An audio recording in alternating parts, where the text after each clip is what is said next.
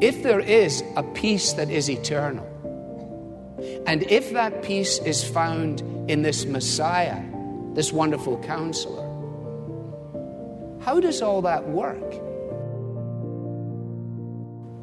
How do you get from a phrase, Prince of Peace, to the experience of peace within a life, within a home, within a nation, within a world, within a universe?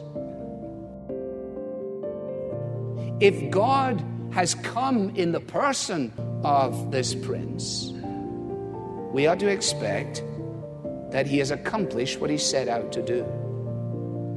And that is exactly what the Bible tells us. For God was pleased to have all his fullness dwell in him,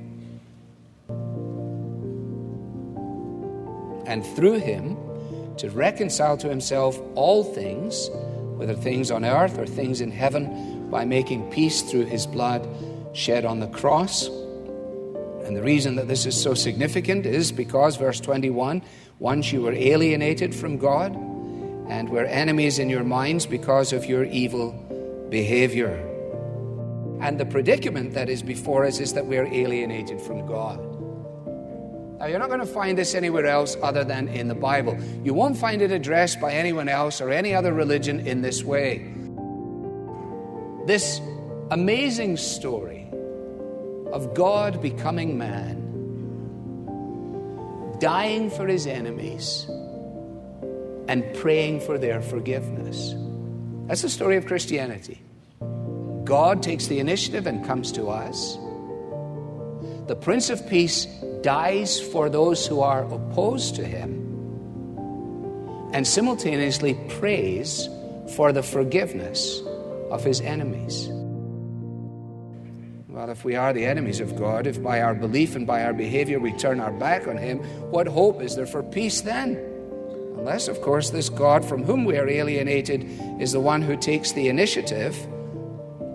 And that's exactly the prophecy of Isaiah 9. God takes on human flesh and provides for us the man who will represent all men. He comes to deal with our alienation by effecting, and here's our second word, reconciliation. Reconciliation. God was pleased to have all his fullness dwell in Jesus. All of God that may be known is in Jesus. And through this Jesus, this Messiah, to reconcile to himself all things. In other words, there is a barrier between God and man. And that barrier the Bible describes as sin. Our passive indifference, our rebellion against him, all of that stuff that we understand that offends against our consciences, at least until we do it so many times that we flat out don't care. And all of that offends against a holy God. Because he is just, he must punish sin. Because he is loving, he provides a solution in the midst of the execution of his judgment. And it is here that we find ourselves at the apex of the Christian claim, because it is here that Paul is making sense, if you like, of the phrase from Isaiah 9, he is the Prince of Peace. In what sense? Well, he is the Prince who by his sacrificial death atones for sin, takes upon himself the righteous response of God to sin, that Christ in himself bears the wrath that we deserve. That the answer to all of my life, all of its fractures and its failures, all of its disappointment and its dirtiness, all of its unfulfilled hopes and dreams may actually be traced to a moment in time on a hill outside Galilee, outside Jerusalem, on a narrow strip of land at the point where 3 continents of the world intersect? Yes!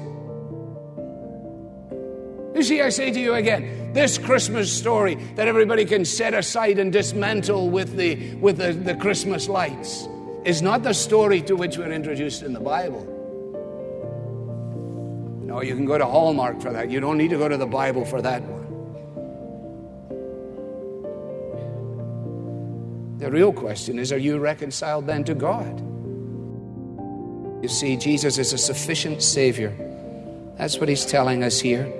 He's reconciling the world to himself. And on the cross, he has accomplished a reconciliation.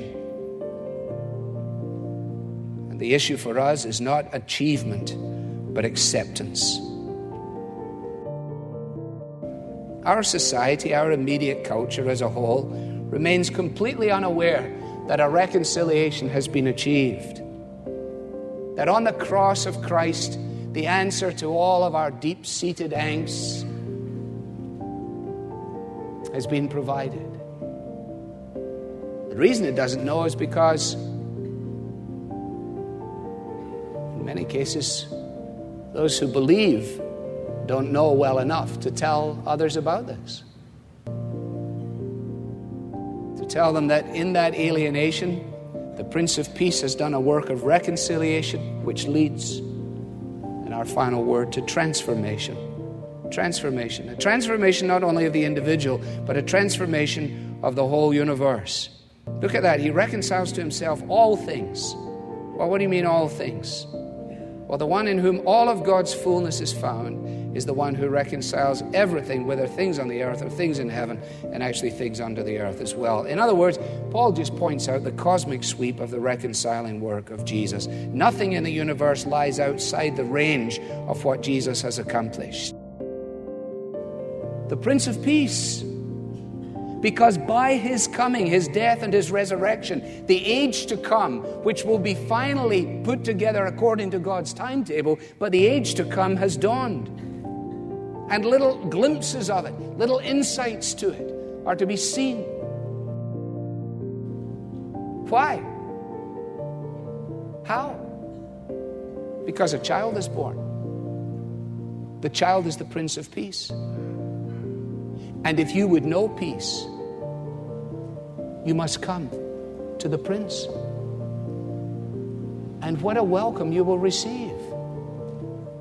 For he has taken the initiative in making a reconciliation, which he doesn't ask us to achieve, but to accept.